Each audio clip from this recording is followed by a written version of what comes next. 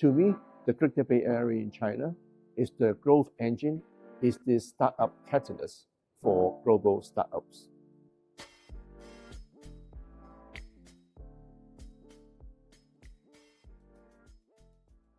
I'm Peter Mok. I'm the General Manager of Ehub, Shanghai, Shenzhen. So we are managing two campuses. Together, we are actually supporting 450 companies. Most of them are coming from Hong Kong, Macau, and Taiwan. So we are focusing on mainly on technologies like AI, embodied AI, robotics, healthcare, and fintech. But last year, we would like to include something more interesting. So we add another category, namely culture and creativity, as well as sports techs. So we try to make a complete story. It's not just technology, but the applications in other fields. I think the Hong Kong and Shenzhen is very important in terms of innovation and technology. Say, for example, in the 2025 Global Innovation Index, the three cities, Guangzhou, Shenzhen, and Hong Kong, is actually ranked #1 in the world in terms of science and technology. So you can see the complementary value. Say in Hong Kong, we have 5 public universities that is ranked actually top 100 QS in the world. So they form a very important research base in the southern tip of China. But across the border in Shenzhen, right, we do have a lot of universities and young people. The talent pool is so huge. In Shenzhen, we have around 19 million population, but only less than 500,000 is really from domestic. So you can see that the best people from different parts of China is flocking to Shenzhen. So a balancing of labor. The other part being very important is the manufacturing capabilities in Shenzhen, as well as the nearby cities like Dongguan and Zhongshan. And for Guangzhou, it's very special, especially in healthcare and biotech cases. 70% of the best hospitals of the Guangdong provinces is located in Guangzhou. So imagine that we have very good medical schools in Hong Kong with very good capabilities in terms of research, clinical trials. If we can work together in Shenzhen and Guangzhou, that will make a lot of differences. So this Global Innovation Index ranking is very relevant to us. And according to Startup Genome, Shenzhen is actually ranked 14 in the world in terms of startup community, startup ecosystems. So it's interesting that we're combining tech center and startup centers in Shenzhen and Hong Kong. So this makes a lot of sense for incubators like us to support relevant companies into this region. The whole ecosystem in the Greater Bay Area is changing and upgrading. Say, for example, in terms of investment, early stage investment, from Hong Kong as a global financial center, you can easily pick more bigger size transactions. So if your company is in a more growth stage, so get fundraising there would be really ideal. But if you want to get some more early stage, A round or pre-A round, then the GBA is different. The risk appetite, the investment atmosphere is totally different because a lot of investors here, angel investors or corporate investors, well, they maybe 10 or 15 years ago, they're also startup. They're very willing to invest in early stage companies. So I think the investment appetite and the investment combination forms a very good ecosystem in terms of capital. And in terms of manufacturing and supply chain, I think the whole GBA, and in particular, Shenzhen and Dongguan are the best, not just in China, but in the world. So as a Nordic companies, if you land in Hong Kong, you can get the global supply of capital. You can get a very good transactional support with the greatest global lawyers in Hong Kong. But once you cross the border, you can enjoy the full supply chain of whatever you want to produce in very good quality, as well as a more than reasonable price. So imagine that if you are manufacturing here, scale up your company, and then export the products back to your home country or to Europe, Nordics, that would be very, very competitive. And then if your product is innovative enough and you can capture the China market, it's a huge market. Just in Shenzhen is 19 million population. For the whole GBA, is 86 million.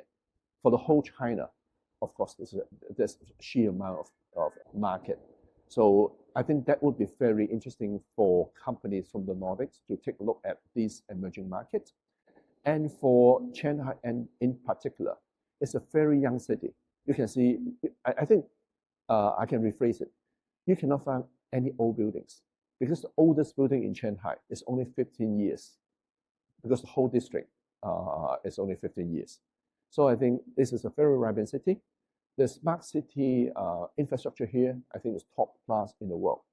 When you use the digital map here, they can even show you the traffic lights countdown.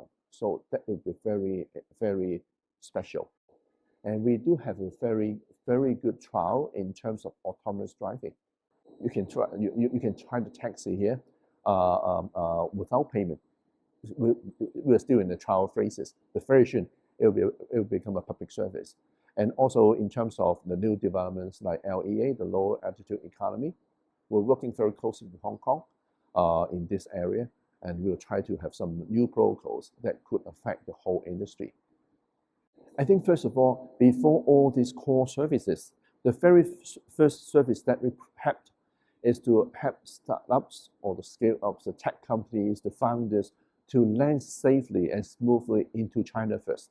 That could be a challenge because of the language barrier, because of the procedural differences.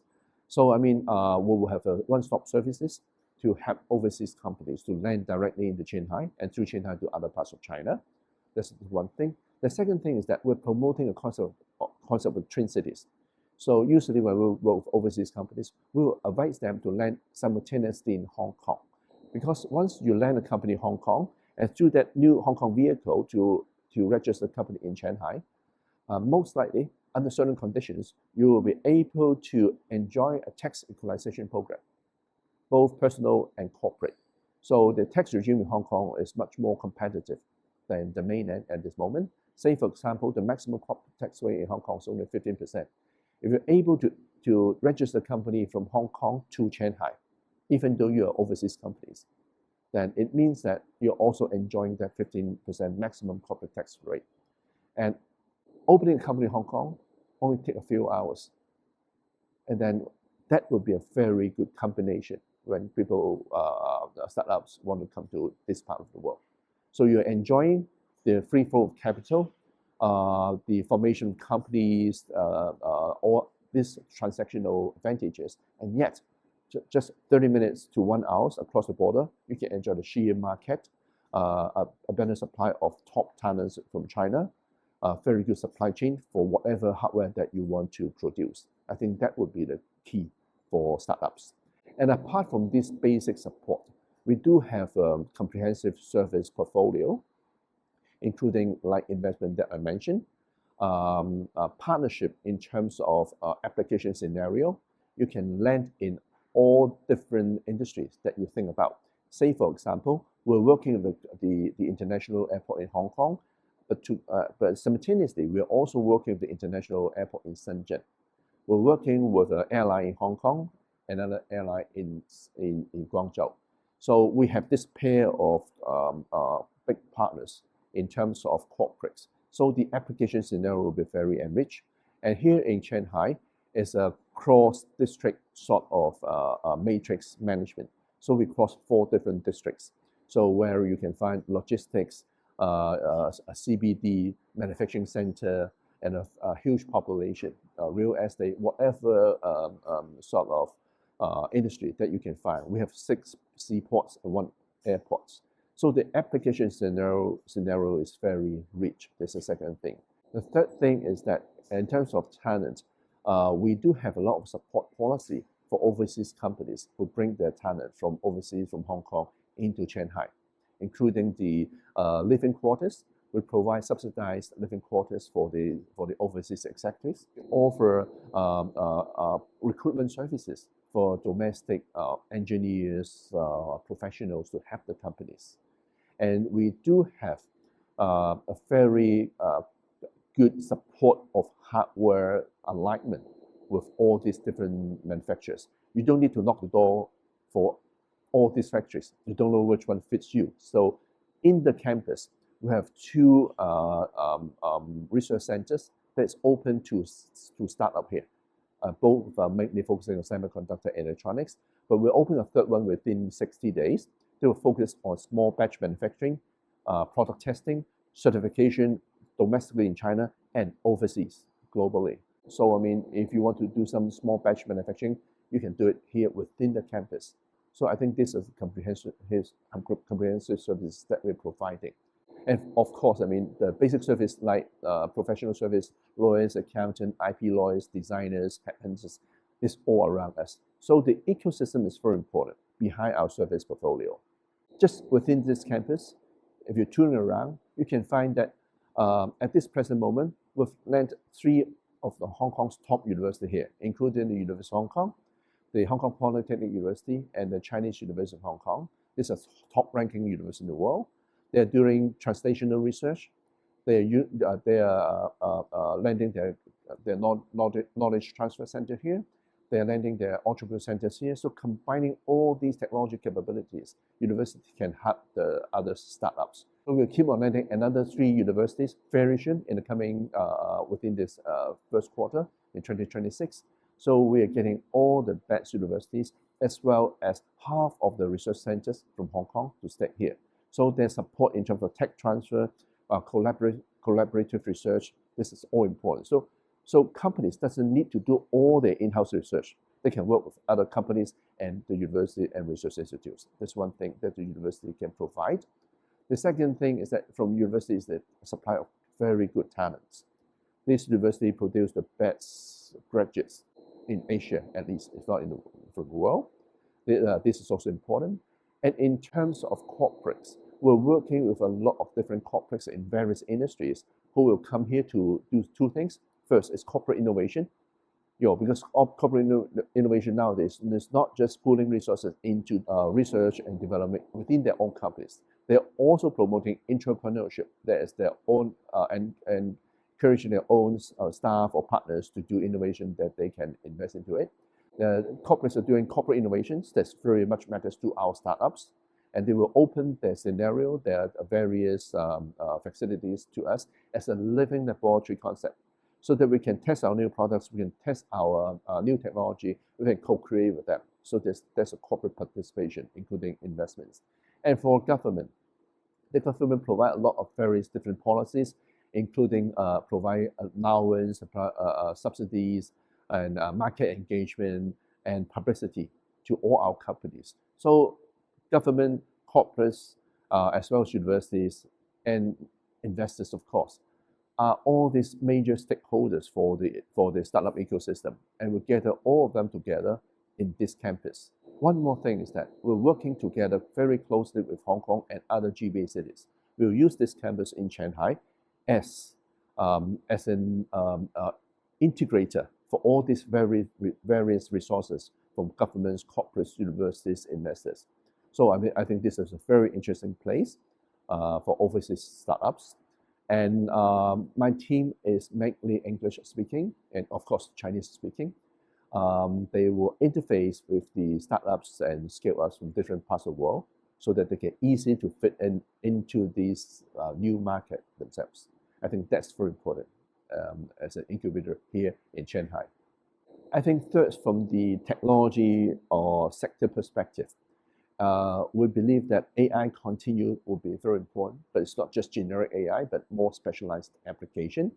The embodied AI, which is would be the upcoming. Robotics, of course. I think Shenzhen represent around 20 to 25% of the robotic manufacturing in China as leading in the world. In terms of fintech in Hong Kong, it's really leading in the world. I think fintech and regtech. As well as semiconductor. China has put a lot of resources into it, and Hong Kong, we have the microelectronics research center. So all these are important sectors that we're talking about. And we add one more sector, which is culture and creativities as well as sports tech into our portfolio, because we think that the post-AI era, this would be some new areas that we need to look into. And furthermore, in terms of technology, I think sustainability is very important. For green tech, China is already leading the market. So I mean, in terms of sustainability development, that was something that we will keenly look into. Furthermore, the low altitude economy as well as the low orbit satellite applications would be also the future trend that we're looking for. This is in terms of technologies. In terms of market, according to Global Innovation Index, in the top 15 Bay Areas, 5 of them are in China. So we will plan to work closely with the other 4 tech centers in China, namely Beijing, Shanghai, Suzhou, etc., to form a more national perspective. So for the startup and scale-ups, through Hong Kong, through Shanghai, Shenzhen, it will be a very good gateway into the bigger China market. That's what we're trying to promote, and that's what we're trying to support. To me, the Greater Bay Area in China is the growth engine, is the startup catalyst for global startups.